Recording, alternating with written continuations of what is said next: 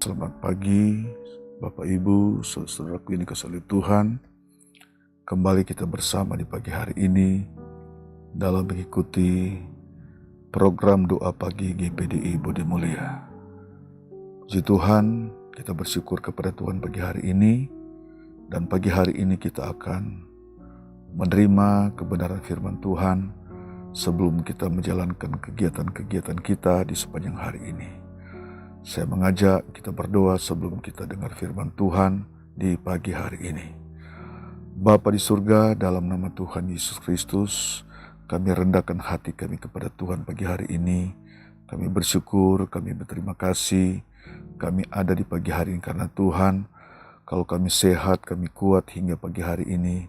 Kami tahu semua ini karena berkat anugerah Tuhan dalam kehidupan kami. Tuhan, Engkau mengenal setiap pribadi kami, siapapun kami di pagi hari ini. Kami mau menerima firman-Mu, kami mau mendengar firman Tuhan di pagi hari ini.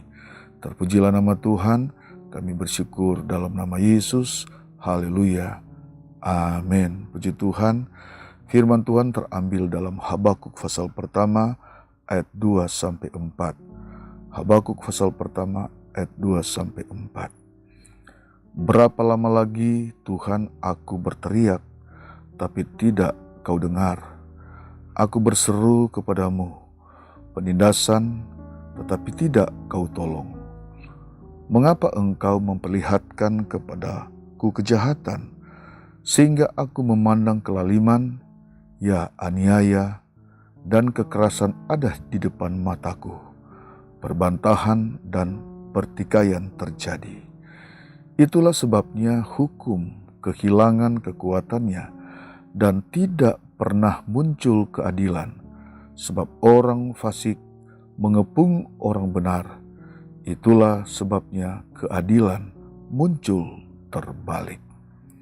Saudara dikasih Tuhan, ini adalah keluhan seorang nabi, yaitu Nabi Habakuk.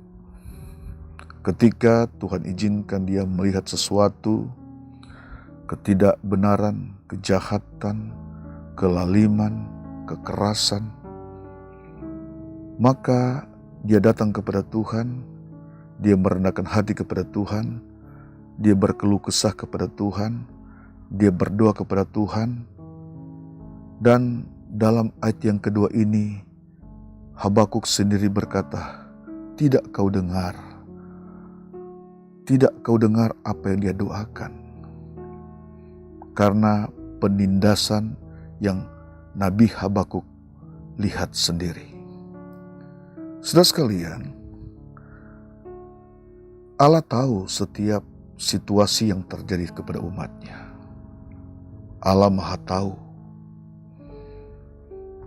bagaimana perjalanan umatnya, bagaimana orang-orang yang hidup di dalam Tuhan, dan bagaimana orang-orang yang telah meninggalkan kesetiaan.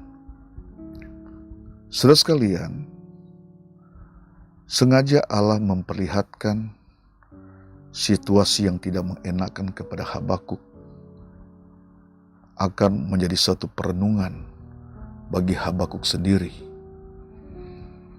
Karena pada waktu itu umat Tuhan sudah meninggalkan kesetiaan mereka kepada Tuhan. Allah izinkan sesuatu yang tidak enak terjadi. Umat Allah dikepung pada waktu itu. Bangsa-bangsa lain mengepung umat Allah pada waktu itu. Orang-orang fasik mengepung orang-orang benar pada waktu itu, yaitu orang-orang umat pilihan Allah, umat-umat kesayangannya. Saudara dikasih Tuhan, ketika Habakuk berdoa bukan berarti Allah tidak tahu situasi yang terjadi, keadaan yang terjadi oleh umat-umat Allah pada waktu itu. Allah mengerti bagaimana caranya untuk memberikan pertolongan kepada mereka, melepaskan mereka, memulihkan mereka dari penindasan yang terjadi pada waktu itu. Dari kekerasan-kekerasan yang mereka alami pada waktu itu. Namun saudara sekalian, itu tergantung kepada umat Allah pada waktu itu. tergantung kepada mereka. Mereka ingin ditolong oleh Tuhan. Mereka ingin diselamatkan oleh Tuhan.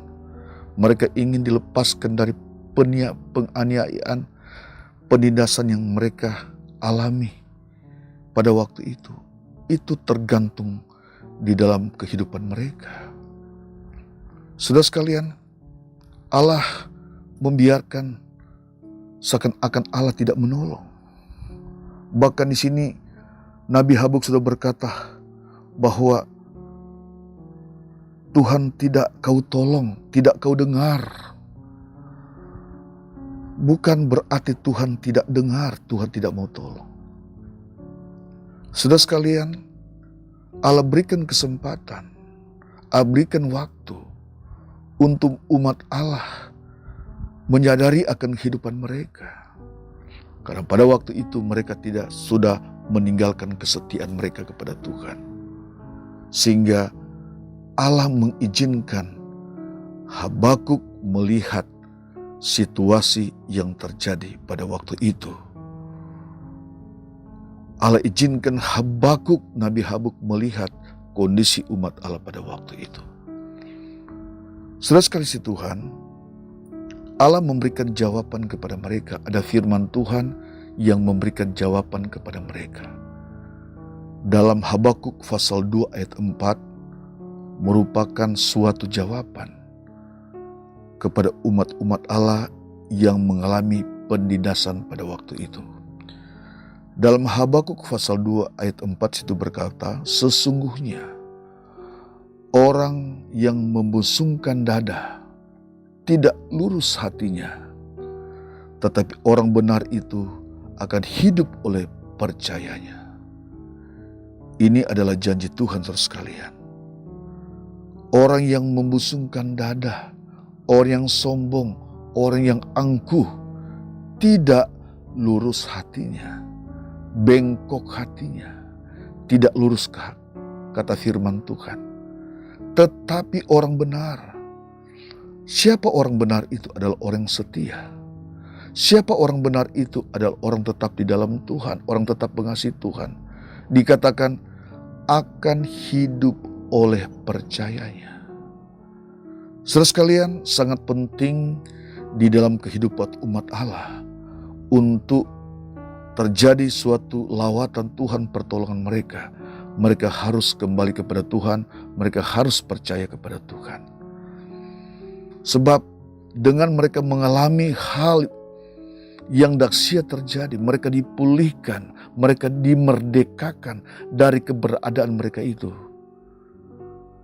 Tergantung percaya mereka kepada Tuhan.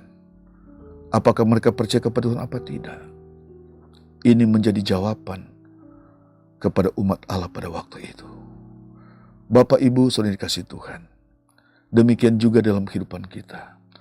Ada banyak hal yang kita alami. Terkadang Allah izinkan kita melihat, bahkan kita mengalami ketidakadilan.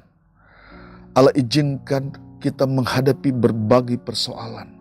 Allah izinkan kita menghadapi berbagai situasi yang tidak mengenakkan. Dari situasi yang kita hadapi itu, kita dituntut oleh Allah untuk tetap percaya kepada Tuhan. Ini adalah janji firman Tuhan bagi saudara, bagi kita semua. Dari berbagai situasi yang saudara hadapi, kita tidak bisa membusungkan dada, kita tidak bisa menyombongkan diri kita, menyombongkan hati kita. Saya hebat, saya bisa.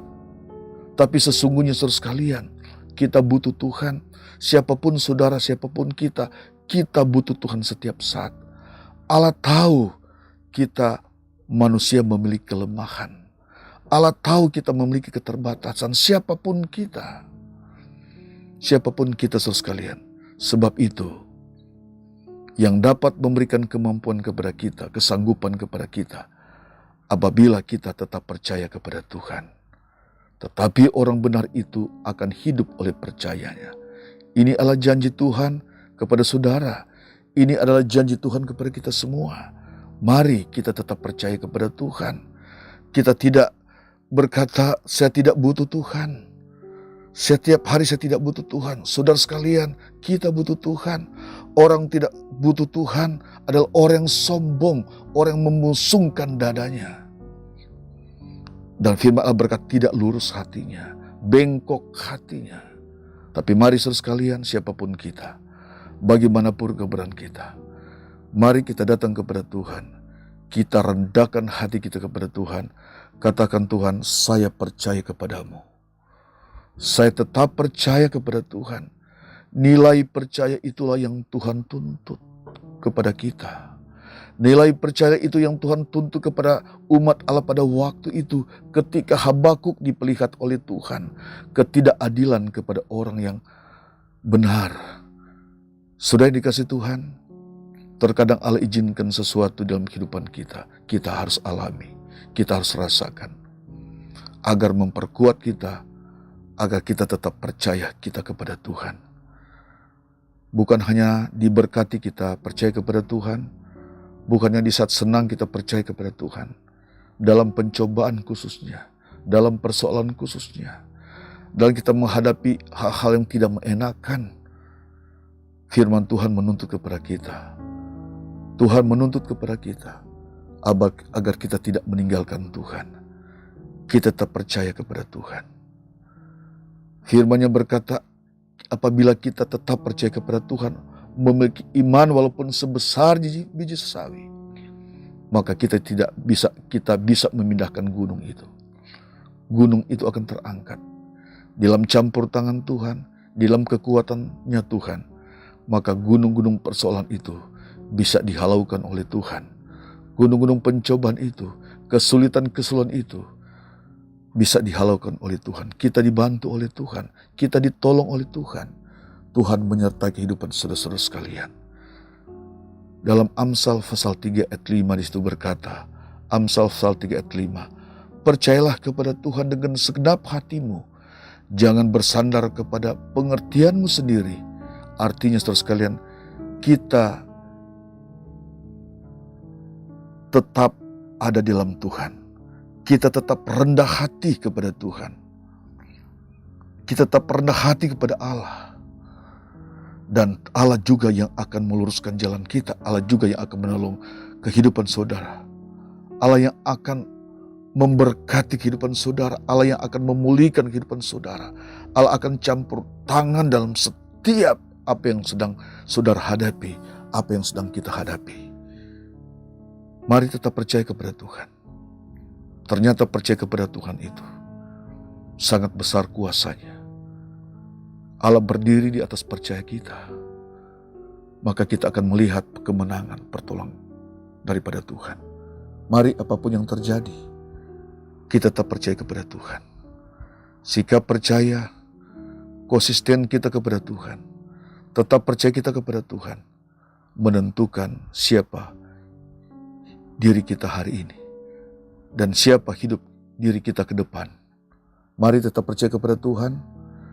Nyatakan kepada Tuhan, inilah saya Tuhan. Saya butuh Engkau setiap saat. Saya butuh Engkau setiap hari. Tanpa Engkau hidup kami tidak ada artinya. Hidup saya tidak ada artinya. Tapi bersama dengan Tuhan, saudara akan melihat, kita semua akan melihat Allah bekerja dalam segala hal untuk mendatangkan kebaikan. Mari saudara sekalian, tetap kita mengasihi Tuhan. Tuhan adalah sumber jawaban dalam kehidupan saudara. Mari kita berdoa. Bapa di surga, terima kasih kami sudah mendengar firman Tuhan pagi hari ini. Engkau tahu setiap kondisi yang sedang kami alami. Engkau tahu kesusahan kami. Engkau tahu penderitaan kami. Engkau tahu sakit kami. Engkau tahu pergumulan kami Tuhan. Namun kami diajar oleh firman Tuhan pagi hari ini, agar kami tetap percaya kepada Tuhan. Orang benar dan tetap percaya kepada Tuhan akan melihat hidup, akan melihat pertolongan Tuhan, akan melihat berkat Tuhan, akan melihat penyertaan Tuhan. Penyertaan-Mu adalah segalanya bagi kami. Kami percaya kepada Tuhan dan kami menyerahkan seluruh kehidupan kami hanya ke dalam Tuhan, dalam pimpinan Tuhan. Terima kasih Tuhan, yang sakit Tuhan sembuhkan, yang lemah Tuhan kuatkan, yang susah Tuhan hiburkan. Terpujilah nama Tuhan, dalam nama Yesus, haleluya. Amin.